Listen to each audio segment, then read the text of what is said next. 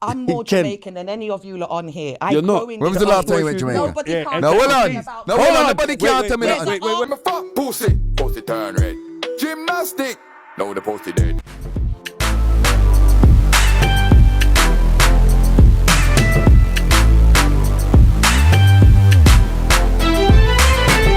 Wagwan, everybody. Welcome to our next episode of Talk the Things podcast. Today we're going to be talking about a guy by the name of M.R. I believe that's his hardest name. I don't know what the man's real name is, but he goes by M.R. He comes from a place named Sheppey in Kent. And now I guess that's somewhere deep in the UK. But the reason why we're going to be talking about this man is because a lot of people have been sending to me and wanting me to discuss about what they call culture vultures and how there's a lot of them in the Jamaican community and a lot of them that just do too much. And we're going to talk about all that in this podcast. First, I wanted to go into how he got famous. The man been making rap music for a long time, supposedly. And then he started to make dancehall music. He said he was always around Jamaican people, and that's how he got influenced. The man made a song called Turn Red, and the song went mega viral on TikTok. I had multiple memes and sounds and all type of stuff going around. The man also started to get very popular in Jamaica also. He went up on all Jamaican talk show like On Stage, The Fix, all those major interviewing music shows. He was on them. He even did a couple performances. The man was really out there. But he did a podcast that kind of started a discussion about him and many other people. It started to come very Tree Bills Food, the number one box food in the GTA, located in the east with prices you won't believe. Small soup $3, jerk chicken $6, and a small oxtail $8.50 on certain days only. We cater weddings, funerals, birthday parties, baby showers, and much more. Follow us on Instagram and TikTok at Tree Bills Food or call 416-554-5028. A lot of Jamaican people loved him, and the narrative quickly started to change after all of this. So I want to talk about when people say culture vultures and how Jamaica has a lot of them, and not necessarily just Jamaica, but the Caribbean in general. But Jamaica, you see a lot of them because they go very viral. A lot of people say that they represent the worst form of Jamaican people. And when I say the worst form, I mean they just carry on very ghetto and they kind of move mad. Like if you will walk around the road, you will think that it's a crazy person. And a lot of people are saying that it's mockery of Jamaican people because not just men do this, but a lot of women of other nationality, whatever the hell they are, people say that they like to mock and mimic Jamaican women and the worst type of them, like ghetto people, they try to act like. And next thing, a person told me that they wanted me to mention, and it was multiple people, but the next person said that they feel like they have kind of a thing against black women. In the way where they feel like they can one up them. They always have an attitude towards them because they think that Jamaican men prefer them over black women. But then the black women are saying, well, how is that possible if you guys are just trying to mock and carry on like us? People always make fun and say, Jamaican men love big fat white women from foreign, or that they find a white woman that move like they're black and that's who they come to Canada with. And then the white girl think that she's better than everybody because she has a Jamaican man. These are discussions that happen here in Toronto. And on Talk the Things podcast, we talk about stuff that people don't like to talk about. I don't care. Don't get mad at me. But we're going to be talking about it. I want to play a podcast that happened with a girl from Jamaica. She was with a boy from the island named Dominica. He was Dominican, not Dominican Spanish, but Dominican from the island of Dominica. And the same white boy named M.R. They got into a discussion talking about Jada Kingdom and Steph London. The whole clash they had about a month ago. And while they were talking about that, basically the man was trying to say that he knows more about dancehall than her. And she said, well, I'm more Jamaican than all you guys here. And then it kind of got into a whole big argument. I'm going to play you guys that podcast, make you guys hear Wagwan, and I'll be right back. Are you trying to say he's not real to Where are it? you from? Dominica, and you're from England. Yeah. I'm more Jamaican than any of you lot on here. You're not. When was the last time you went to Jamaica? Nobody can't No, hold on. about No, that. hold on. Nobody can't tell me Wait, nothing. wait. When was the last time you went to Jamaica? When was the last time When was the last time you was in Jamaica? It does. Do you know what's going on the streets of Jamaica? Do you know? When was you there You last? made a big claim. It matters. You made a big claim. It does matter. You made a big claim. When was you last in Jamaica? When was you last in Jamaica? It doesn't matter. What we're asking asking is, when was you? No, it doesn't. It does in so this context. So someone went on vacation to Jamaica yesterday, they're more Jamaican than me. No, please don't talk rubbish. No, listen what I'm saying. Don't talk rubbish to me, please. No, It doesn't matter. I could have gone in 1980. Let me speak while I'm speaking. Let me speak while I'm speaking. You're not more Jamaican than me. Yes, I do. I do, and I know about clashing. All right. When I was saying, no, Will my opinion is this anyway. No, Will, come on, clear this up. On the first May I clear this up? Let me tell you. Listen, you can't tell me because you're Jamaican you know anything more about dancehall music than me. Okay, you know more. 100%. 100%. I believe he does. 100% I do. I believe he does. 100% I do. Okay. 100%. I'm an artist. Anyway. I'm a dancehall artist. But you can't tell me. He knows more. Okay, cool.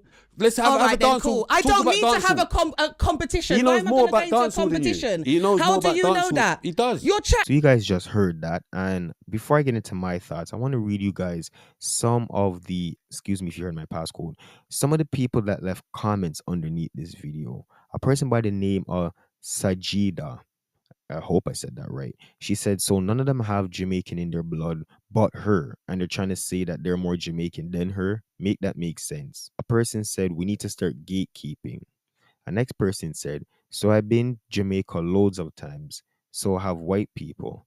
Don't make them Jamaican. We have Jamaican parents. We know more than any white boy. Which I kind of disagree with, because you can know everything about Jamaica, history, music, culture, and not be from there, or never even been there before. So, you kind of can't say that. But the next person said, this guy forces everything so hard, and his Jamaican accent is so cringe. A next person said, this is why gatekeeping is so important. This vampire has made a mockery and has drained out the culture. I bet he hasn't invested none of the money back into the black community. So you guys just heard what some of the people are commenting, and there was a lot of comments like this, but I just picked a few of them. You guys can go onto TikTok and go find the video and do your own research to see what people are saying. My whole thoughts on this situation is that I feel like when you have a culture that is very mainstream, you're gonna have people that adore the culture. I don't want to say imitate and mock it, because that's when it becomes a problem. But I would say majority of the people that are not Jamaican, that adore the Jamaican culture, do not carry on like this. You go to Europe and you see a lot of white people that love reggae music, dancehall, just the Jamaican culture, and they don't carry on like that at all. But you have a lot of people that are that go viral. The ones that go viral are the ones that act weird, that act like the ghetto Jamaican people, that move like they're mad in their head. And that's what gets a lot of people mad, because they see that the representation and what goes out into the media is not even like the good people that just like that wear locks and just love Jamaican culture, but it's the people that move like they don't have sense, the people that try move like ghetto Jamaican people and then move like they know more about Jamaica and Jamaican culture than the people that come from Jamaica. But I don't know. I can see both sides from where people are coming from, but when it becomes mocking now is when I think there's a problem. So, I've seen this person on my timeline, and I know a lot of you are gonna come at me for this because whatever, like me care. And at first I thought he was being a joke, or maybe he is a joke. And even if he was joking, it was still it seemed disrespectful. And but I found out that he's serious, and somehow he's taken seriously by people interested in dancehall and so. And I've something to say about, if you're gonna personify the dignity, I'm talking about us now, we. If you're gonna personify the dignity and the respect we claim to have our culture, 4 things must be said. 1, we must be able to understand mimicry and mockery. 2, we must stop accepting mediocrity. 3, we need to stop act frightened Friday whenever one non-melanated, or not just melanated, but non-Jamaican Caribbean person show interest in culture. And 4, we need to start gatekeep. Let me talk about gatekeeping, because a lot of Jamaicans are against it. Every single culture in the world has some form of gatekeeping mechanism. It's not about any law where you have to pass. It's a national or ethnic covenant where everyone in that group understands that there are certain barriers. It's not that they don't want people to be a part of the culture, but there are things that must be achieved. As soon as one white boy or one Chinese somebody dance off beat, we hype them up. And we have people in our community them who dance pan beat and they never get a hype. That is called frightened Fridayness. And all of these people have ulterior motives. I'm telling you for a fact. I've been in spaces where millions are being made from Jamaican culture as an interpreter or translator. And I am just an accessory. I am the only Jamaican there, and I am but an accessory. I've been in places where people who have gone to Jamaica, who get hype from Jamaicans, go back to their country, build an industry from the Jamaican culture, and have blacklisted Jamaicans in their country who are a part of that genre.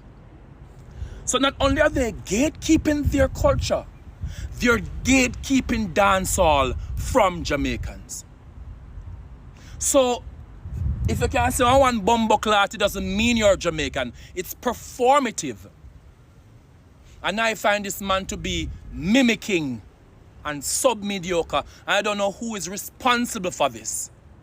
But we need to, at some point, have respect for the culture because it's embarrassing. But a lot of Jamaican people are also saying we have actual talent that are trying to make it out, that are trying to do the music thing, and they're actually serious about it, but then they never get the opportunity. Then they never get to go on stage. They never get to go onto all these different media outlets, but they find this white man that don't even come from Jamaica. He moves like a madman, and they give him all the attention. So you guys have to let me know what you think about this situation down below in the comment section. Don't be afraid to discuss it. Always be respectful, or else I'll just block you, bro. But at the same time, like I said, talk the things we like to talk about, stuff that people don't usually talk about, and we give a voice to everybody, bro. So you guys let me know what you think about the situation down below. Let me know what you think about the culture vultures, and let me know what you think about the hem.r or whatever his name is. And you guys don't know till next time on Talk the Things podcast.